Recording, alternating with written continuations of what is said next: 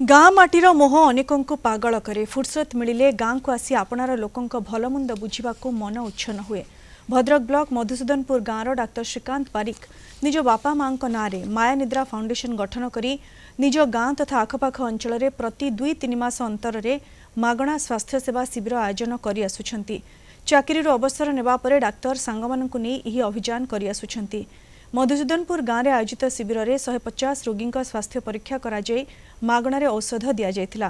परे विभिन्न स्थान में वृक्षरोपण करा जाइथिला। आज्ञा मु देखिली मोर सहर अनुभूति अच्छी। मु दिल्ली रे प्राय 40 वर्ष काम कली। विभिन्न लोक देखिली कि आम गाँव जो सब जो पानी पवन में मु बढ़ी सेठी आम लोकों किछि करने को चाहूँगी। वर्तमान देश में 2टी समस्या बेसी देखाई, डायबिटीज आ ब्लड प्रेशर आ लेडीज मानकर आर्थराइटिस।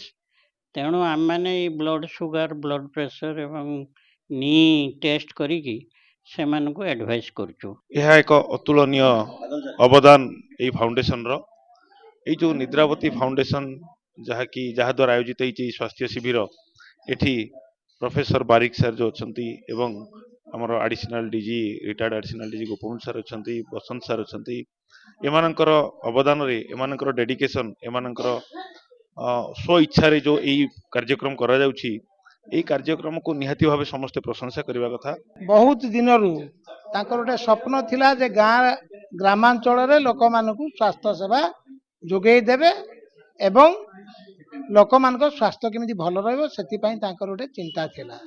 आमे अभिभूत होउछु जे एमिति गोटे बहुत भल काम करूछंती आपण माने।